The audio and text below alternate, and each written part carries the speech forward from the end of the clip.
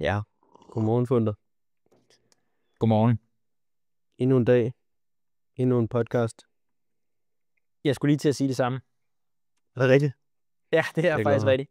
Ja. Fedt. Nå, i dag der har vi besøg af Jonathan.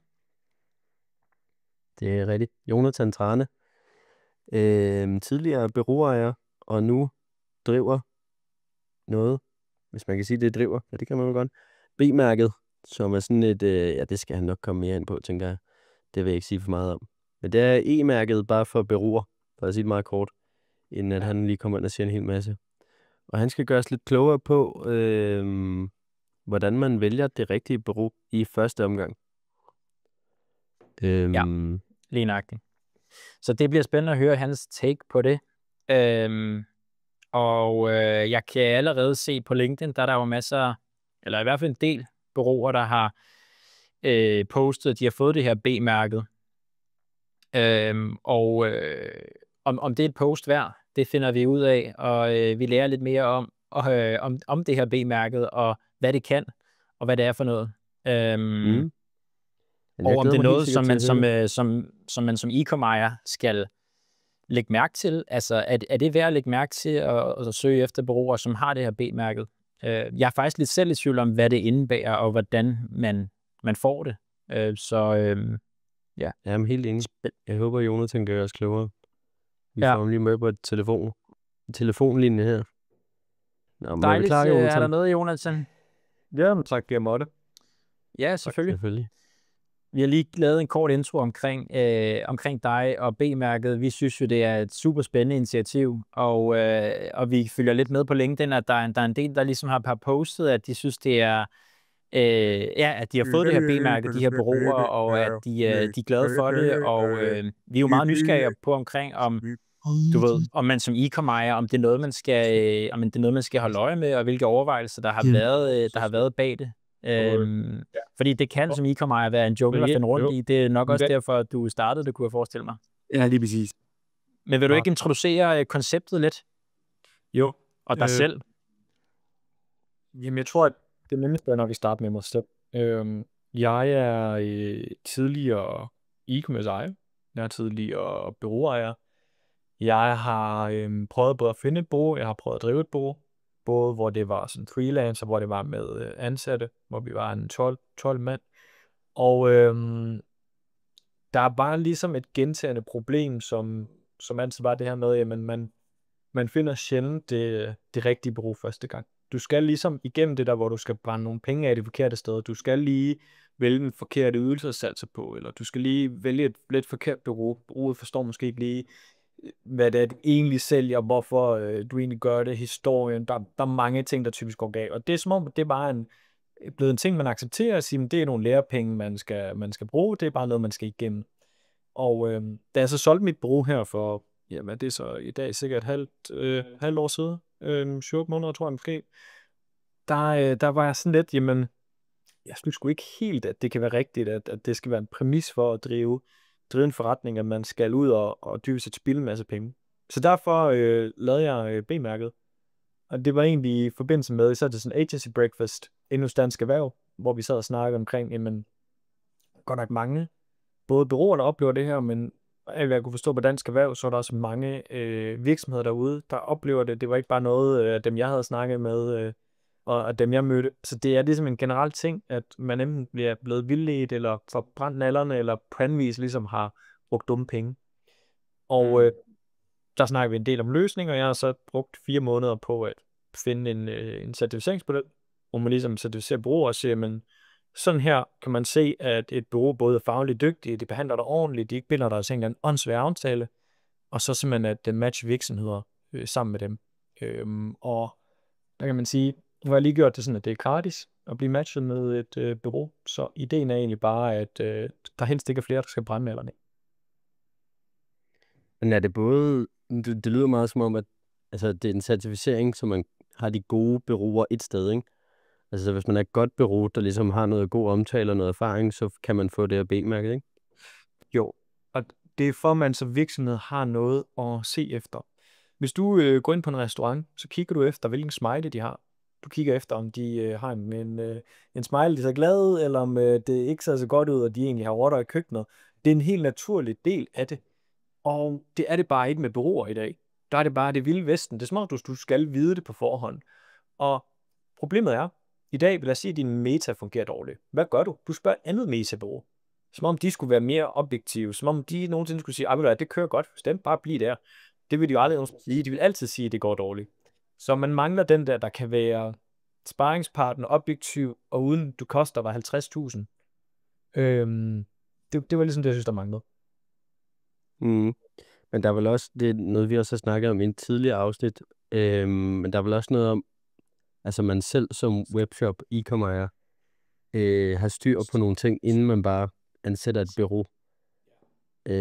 Fordi selvom man har et B-mærkecertifikat, så er man jo ikke en superhelt. Altså kan man sige, hvis der ikke er styr på forretningen, eller hvad det nu end kan være, så kan man jo ikke ligesom gå ind og redde det med at sætte nogle meta-ads op, for eksempel. Så er der nogen sådan, ja, det ved jeg ikke. Har I noget der også, eller er det primært til bureauer? Ja. Jamen, det har vi rigtig lavet for at påpege det. Det er den eneste grund til, at vi ikke bare certificerer et bureau, og så siger, værsgo, gå ud og find et bureau.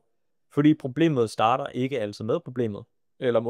Problemet starter ikke altid med bureauet. Det starter faktisk selv med, at man måske ikke helt kender sin avance. Du ved ikke helt, hvad det koster at sælge en vare i forhold til, hvad du egentlig har reelle udgifter. Så det der med at kende sine tal, det tror jeg, de fleste, der er noget længere med e-com, vil sige. Det der med, at man skal kende sine tal. Man skal virkelig kunne dem. Og så skal du have et eller andet. Det er dig, der skal komme med et budget til bureauet. Bureauet skal have noget, de skal nogle rammer, som man selv sætter som e-commerce ejer, som de skal løbe efter. Hvis du bare siger, gør et eller andet, så gør de jo bare et eller andet. Det er jo tilfældigt, hvad de gør. Så der er også noget med at klæde dem på til det. Og det er derfor, vi går ind og... Jeg går ind og ligesom tager en diagram og siger, okay, hvad er det egentlig, I skal have? Og så siger vi skal have meta. Så, hvorfor skal I have meta? Altså sådan, og hvilke penge, og hvordan, og sådan, der er en masse naturlige spørgsmål, hvor det hænger sammen.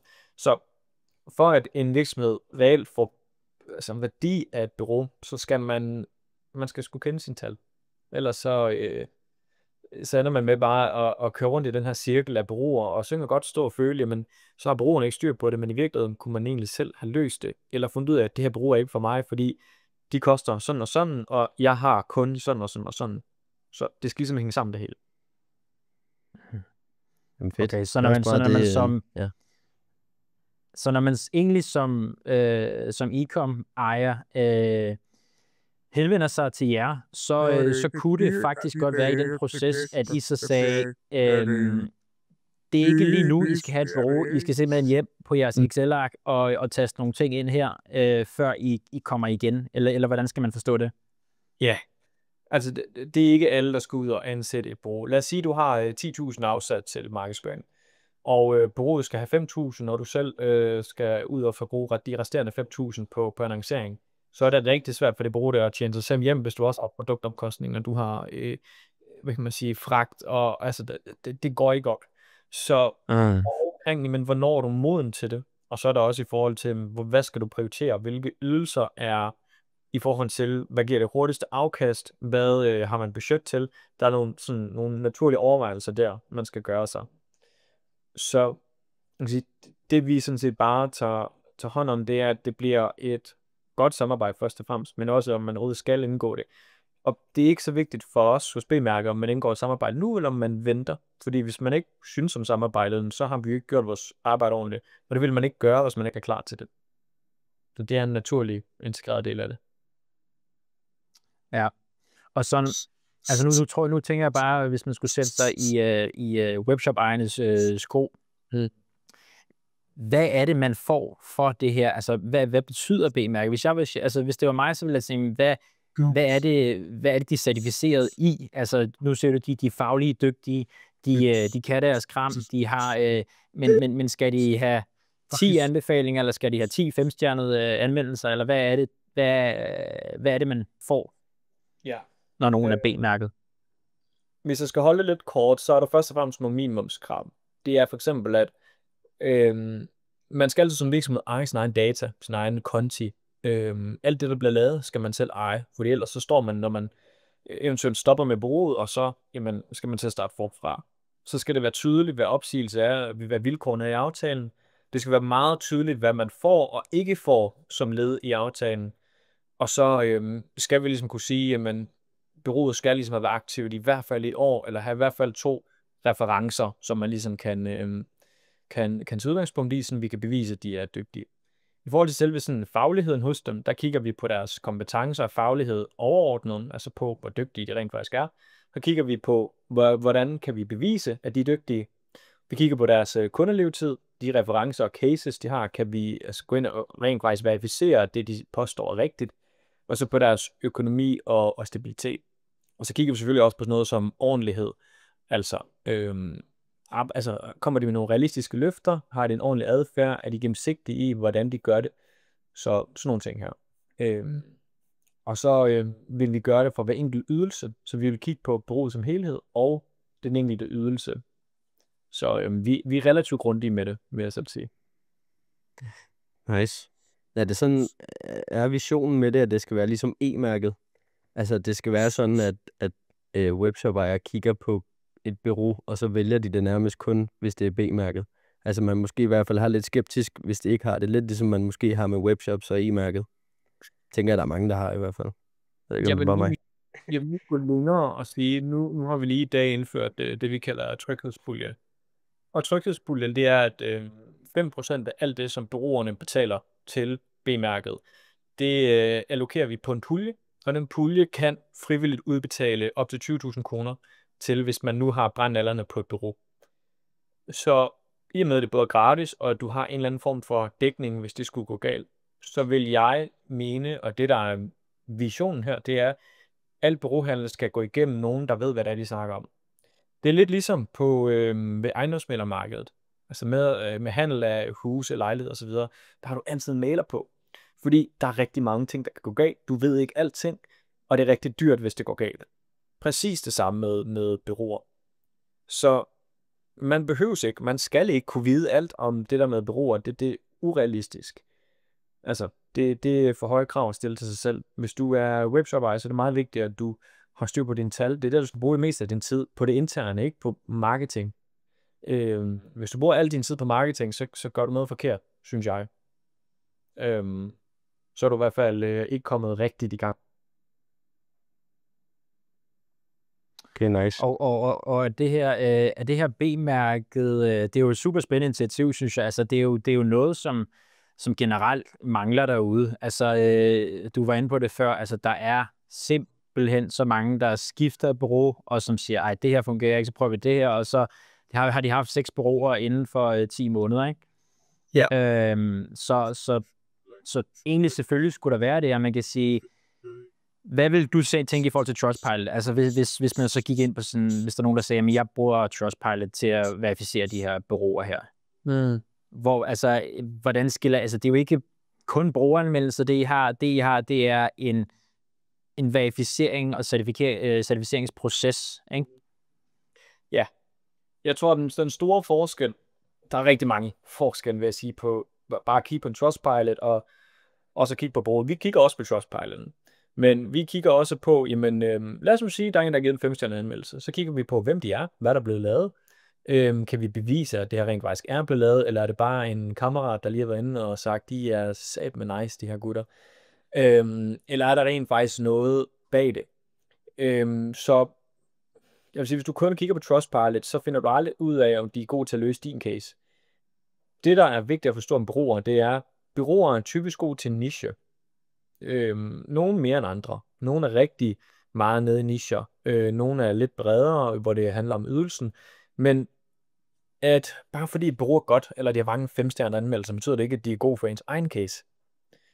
Altså, der er nogle bureauer, der er ekstremt dyre, hvor de kan være sindssygt gode, hvis du har 10.000 ordre om måneden. Men forfærdeligt for dig, hvis du har 20. Og omvendt. Så det handler om ens modenhed, det handler om ens niche, det handler om ens, altså, hvor du er henne. Og der er ikke et bureau, der bare passer til alle.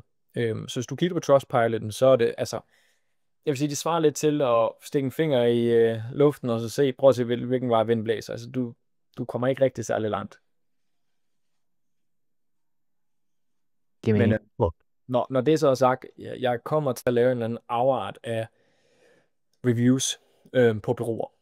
Og der vil jeg lave det sådan, at når der kommer en anmeldelse, så ved man alt om den anmeldelse. Det vil sige, at tallene er blevet verificeret, samarbejdet er blevet beskrevet grundigt, så det er nærmest et case study, der har været inde og lave en anmeldelse, så man kan gå ind og se en portefølje over. Det bliver så lavet for hver Så man laver sin egen case study på en anden bureaus profil, eller på et bureaus profil. Så altså, hvis jeg var webshop, og jeg havde brugt et bureau, så går jeg ind og laver min egen case study nærmest. Ja. Og så Okay, vil nice. det, så du kan for eksempel samarbejde med bureauet, og for eksempel mig, der laver vi sådan en slags fælles case study, hvor man kan sige, at vi kan sige, at de har lavet meta for dig i 6 måneder, og det er gået sådan og sådan og sådan. Du synes sådan og sådan og sådan. Vi kan se det og det og det. Altså sådan, det bliver det mere gennemsigtigt. Jeg har ikke det fulde format endnu, men det handler bare egentlig om at være, altså hele tiden gøre det mere og mere gennemsigtigt, gøre det meget nemmere at træffe et oplyst valg, og gøre det nemmere ikke at træffe et forkert valg. Det er sådan set det, der er kernen i det. Alle tiltag imod det. Og det her både for små, mellem og store webshops, eller hvad er jeres segment? Hvor vil du sige, at hvem er I for? Er I for alle, eller hvordan?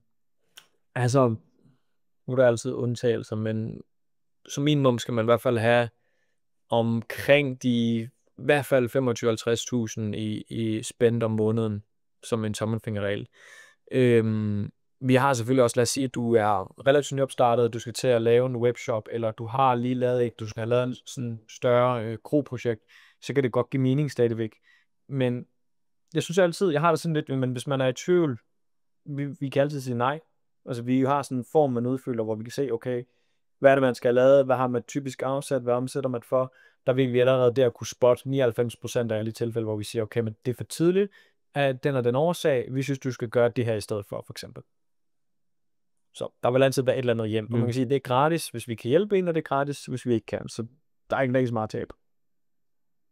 Ja, det er også fedt. Altså det er også noget, vi har hjulpet med flere kunder, der du ved, enten har et bureau, eller tænker, jeg skal lige have et bureau, kan I lave det for mig? Hvor så kigger vi konkret på casen, ikke? Altså, oftest, når de har det spørgsmål, så bliver det sådan en, du har ikke nok spændt til, at det giver mening. Du kan lige så godt selv sidde med det, for det et lille stykke arbejde, der ligger i at passe den metakonto. Så det synes jeg er fedt. Men hvis man skal gå lidt, Jonathan, ved jeg ikke, hvor mange bureauer har I nu? Nu er det jo sådan rimelig nyt. Vi har 21, der er certificeret, og så har vi 6 nu, der er i gang med proces, hvor jeg ved ikke, hvor lang tid det tager jo. Det kommer ind på, når vi er sikre. Det kan tage en uge, det kan tage 30 dage, det er lidt sådan forskelligt, hvor lang tid det typisk tager. Så hvad er visionen der? Altså har I 100 om en måned, eller hvad har I et eller andet tal, I gerne vil nå inden for et eller andet stykke tid? Jeg tror på, at det handler ikke om volumen med det her. Der er rigtig mange særligt bureauer, der har skrevet og mener, at det skal være alle. Jeg tror ikke, det her kan nogensinde være for alle, fordi der er for strenge krav. Og det er sådan set også hele pointen med det. Jeg har er der ikke også det med e-mærket, eller hvordan? Nej, fordi med e-mærket, der er en stor forskel der, det er, at du skriver til dem, og så køber du et certifikat. Du får certifikatet, fordi de hjælper dig med, hvordan du får det. Problemet er, at de krav, vi har, dem kan man ikke bare hjælpe med i løbet af x antal okay. Det er så omfattende, så hvis du har en for kort levetid, du ikke kan holde på dine kunder, og du dybest set har et dårligt koncept, men så siger vi bare nej. Altså, det er ikke sådan, at man kan købe et certifikatet her. Du fortjener det, du får lov til at købe det. Og det er der, den store forskel er. For jeg tror på, at hvis man begynder at lukke tilfældige bureauer ind, eller begynder at slække på kravene, jamen, så er vi tilbage samme sted. Altså, så er der ikke været en forskel. Så man kan ikke bare købe det skal man heller ikke bare kunne. Nej. Men hvad hvis, nu det lyder meget som sådan en sponsoreret indlæg, det har nærmest så meget, vi snakker om B-mærket, men i og for sig handler snakken jo mere om, hvordan man vælger det rigtige bureau. Og så kan man sige, i dit, altså ja, din mening er jo nok, at det er B-mærket, man skal bruge, men altså kan man vælge et bureau rigtigt i første omgang, uden at gå igennem B-mærket? Altså, hvordan certificerer man selv bureauer?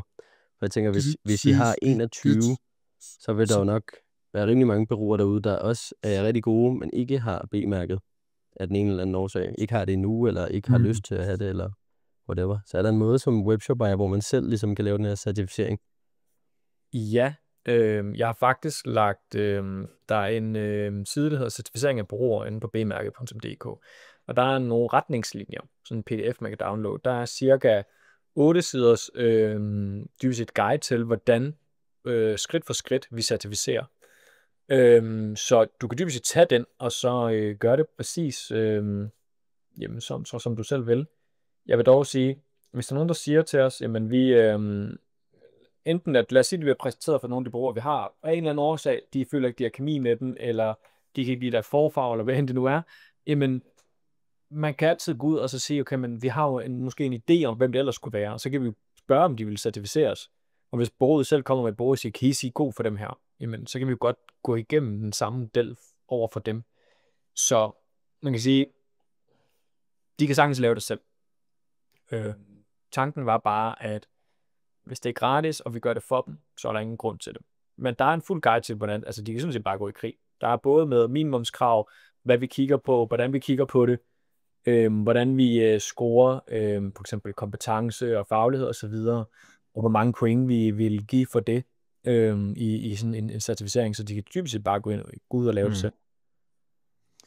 Nu har du selv været e-com-ejer og bureauejer, Jonathan. Hvordan, hvis du havde en webshop, der er omsat for mellem 100.000 og 1 million om måneden, hvad vil du selv gøre i forhold til bureauer og i forhold til, eller ikke bureauer?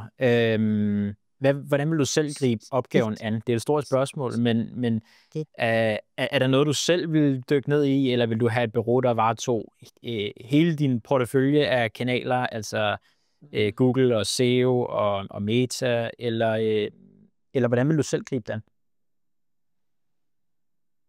Der er jo rigtig mange nuancer det her, at det vil jo komme an på, hvad ens bundlinje er og så videre. Jeg ved bare, at der ikke altid er penge til det hele.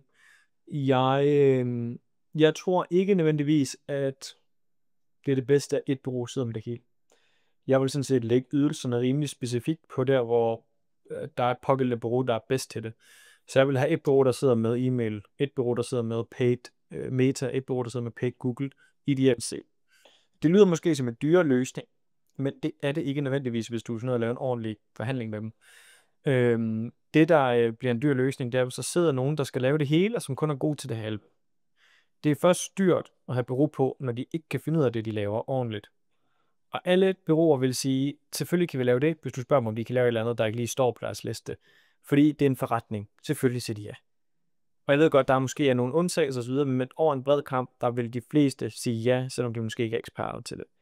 Så jeg vil have de dygtigste på den pågældende ydelse, få en god aftale med dem, og så vil jeg have en person, der sidder som tovholder på det, der sørger for, at alle bureauerne snakker sammen. Fordi at desto mere de snakker sammen, desto mere fungerer det egentlig som at have et internt. Du har bare nogen, der er meget bedre til den pågældende ydelse. Så hvad der føles som en dyrere og mere besværlig løsning, er i virkeligheden den bedste løsning. Og hvis man ikke selv har kompetencerne til at administrere det, så få en til at gøre det. Om det er, at du hyrer en ude fra et bureau, eller om du hyrer B-mærket, eller hvem så du hyrer til at være tovholder på det, så have nogen, der er tovholder på det. Fordi at det er ikke der, du skal bruge din tid. Du skal ikke sidde og lege pædagog over for alle de her bureauer, og finde ud af, om det, de siger, er rigtigt eller ej. Du skal dykke ned i dine tal, og du skal sørge for, at du har varerne på lager, du har dem til den bedste pris, at kunderne får det, de efterspørger, de får en pissegod service. Det er den vigtigste opgave som e-commerce ejer. Ikke at skulle kunne alting i bureauverdenen, hvis man spørger mig. Jamen, det tænker jeg også umiddelbart er en rigtig løsning, men som du selv siger, er en meget dyr løsning. Vi snakkede også med Emil Nielsen omkring det her forretningsfundament, omkring hvor vigtigt det er, at du som e-com-ejer har kompetencerne i bund og grund til at drive det hele selv. Altså i hvert fald de basale kompetencer til at drive e-mail marketing og Google Ads og paid og SEO. Så du skal egentlig kunne tage alle hattene på for at kunne få din forretning frem i fremdrift, så du også kan ponge e-mail marketing gutterne oven i hovedet og sige, hov, vores conversion rate er jo helt i nord, og den skal være i syd. Gider I godt fikse det, ellers så er vi nødt til at gå med nogle andre i næste måned. Og jeg tror, at også, det er høje krav. Emil har jo den fordel, at han tidligere har også drevet bureauer siden, så han har jo en styrke der, som jeg ikke nødvendigvis tror, at alle e-com-ejere har. Men det er også bare vigtigt for mig at sige, det er ikke nødvendigvis altid dyrere at have flere bureauer på, bare fordi at du skal have lavet noget specifikt til det. Kom an på aftalen, du laver med dem. Oftest vil jeg sige, at det er bedre forretning at have 3 bureauer på end 1. Fordi at de 3 gør det bedre, end det ene gør. Og det er det, der dybest set afgør, om du får en god eller en dårlig forretning. Ikke om det kortsigtet koster dig 5.000 eller 10.000 mere. Men når du får en ROAS 4 eller 5 eller 6, det gør en stor forskel. Ikke i de 5.000. Ja, men jeg er også enig i at sige, altså, vi må specialisere os her. Altså, hvis man bruger sine vågne timer på e-mail marketing, så tror jeg, at det er ham, du skal vælge i forhold til, hvis der er en, der laver SEO og Geo og AI og automations, og så må ham der sidder og laver e-mail marketing 37 timer om ugen, han må være dygtigere end ham, der skal skifte hat i hver time, ikke? Ja, præcis. Så det er jeg enig i. På falderebet her, jeg synes egentlig, der er kommet nogle rigtig fine pointer frem. Jeg ved ikke, hvad tænker du, Jonathan, hvis du skulle tale til e-commerce, og nu har vi at prøve at sælge det her B-mærket her. Hvad vil du så sige til dem, hvis du skulle lave en lille pitch? Hvorfor skal de kigge efter B-mærket, når de skal vælge deres sprog? Ja. Jeg vil kigge efter B-mærket, fordi det er en af de mest vitale beslutninger, I kommer til at lave i jeres virke som e-commerce ejer. Det er det, der afgør, om jeres forretning kommer til at boome, eller om den kommer til at gå middelmåde, eller måske slet ikke gå. Det er, hvem der sidder og udfører de her opgaver her. Og hvis I har bare en marginal større chance for at vælge rigtigt, med at de er blevet certificeret på forhånd, eller ved I får nogen til at komme med deres input på, hvad vi bør vælge, så er det altid godt givet ud. Så kan man sige, det er gratis, og I har tryghedspuljen, der dækker, hvis noget skulle gå galt, med op til 20.000 kroner. Så jeg ser det som en no-brainer at gøre det gennem B-mærket, og kigge efter et B-mærket certifikat på det bureau, man vælger. Hvis man så ikke vælger B-mærket, hvad vil du så sige er de vigtigste pointer i forhold til at verificere det bureau, man vælger, hvis man nu er i gang med at tage beslutningen? Ja. Lad os sige, du sælger fødevarer, eller du sælger tøj, eller hvad du nu sælger. Bureauet skal kunne bevise, at de har gjort lige præcis det, du beder om at gøre. Hvis du har 100.000 månedligt budget, du sælger tøj, og du gerne vil ramme det, så skal du have et bureau, der har gjort det før. Jeg ved godt, det lyder lidt uoverskueligt, men desto tættere du rammer på, at du har noget, som du skal lave, som de har gjort før, desto større er sandsynligheden for, at de lykkes med det. Det er den vigtigste ting at kigge efter. Desto mere de kan bevise inden for lige præcis dit felt med dit budget, desto bedre. Det er nok mit bedste råd. Altså, det er okay at være generalist i starten. Det er okay at sidde med mange hatte på selv. Det er okay, at det lige skal trilles i gang. Men det må aldrig være de 5.000 eller de 10.000 om måneden, det man skal give til et bureau, der afgør, om man vælger at benytte sig af et bureau. Fordi det er for dyrt at prøve at spare der. Det er ikke der, man skal spare. Man skal prøve at effektivisere ved, at man for eksempel øger volumen, eller at du køber bedre ind, eller hvad end det nu er. Men ikke på, om du har dygtige folk på pladserne. Ikke det. Det plejer at være Hansen, der opsummerer her, men jeg kan godt prøve at gøre en indsats. Ja. Så hvis jeg kort skulle opsummere her, så det vi har snakket om, det er, hvis du er en lille webshop, jamen så vil du måske ikke sige, så B-mærket måske ikke lige for dig. Du skal have lidt volumen, du skal have lidt spændt, for at B-mærket er relevant. Hvis du selv skal gå ud og verificere, jamen så find nogle bureauer, som har performet på lige præcis cases som din. Samme spænd, samme budget, samme branche. Og når du skal vælge dine bureauer, jamen så vælg nogen, som er specialiseret i det, som du søger. Så det gør ikke noget at have flere på forskellige poster. Det kan godt være, der er lidt mere kommunikation, men i sidste ende, jamen så vil det være rigtig godt givet. Er det ikke sådan nogenlunde en opsummering af det, vi har snakket om? Jo, det synes jeg. Det synes jeg. Hansen? Nice. Der er lidt med lyden. Ja, nu må du godt sige noget. Er det lort eller noget? Nå, hvad fanden vil jeg sige? Nu har jeg helt glemt det. Jeg tror egentlig bare, jeg vil sige, Jonathan, jeg synes, det er fedt det her. Faktisk. Nu har jeg jo hørt lidt om det inden det her også, i forbindelse med nogle andre ting. Og var måske lidt forvirret over, hvad det sådan reelt betød. Det er der nok også andre, der har været, tænker jeg. Så jeg synes, det er fedt. Nu, det blev meget sådan et sponsoreret indlæg, det her nærmest. Så jeg vil gerne lige pointere, at det er mig, der har inviteret Jonathan. Og ikke et eller andet 2.000 kroner på MobilePay eller et eller andet. Så, men det var meget naturligt at snakke om B-mærket, kan man sige. Nu hvor vi skulle snakke vel det rigtige bureau. Og ja, jeg synes, altså, hvis det virker i praksis, det du siger, kan man sige, så synes jeg kun, man burde vælge bureauer med B-mærket. Altså det virker, som du selv siger, som en no-brainer i mit hoved. Ja. Så det synes jeg er fedt. Det synes jeg jo selv, og man siger, vi er jo nok heldige nu her i forhold til at kalde det sponsoreret eller ikke sponsoreret, at jeg sælger ikke reelt noget til dem. Så det er jo... Nej. Jeg ved ikke engang, hvor man skal det. Sige.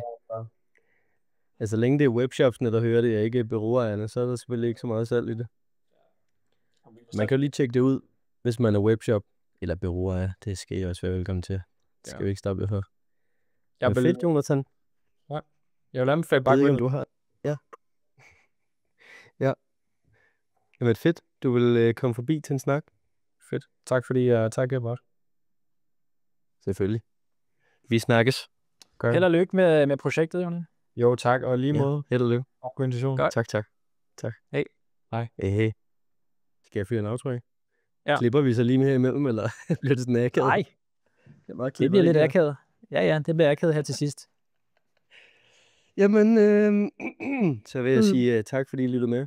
Og husk at give os en anmeldelse, hvis I hører med på Spotify. Det kunne være fedt. Sådan der, Hansen. Like og subscribe, du. Det er vores outro fra nu af. Yep. Ellers lyttes vi ved næste onsdag. Fuldstændig verdensklasse, det der, Hansen. Skide godt. Tak. Ha' en dejlig dag. Hej.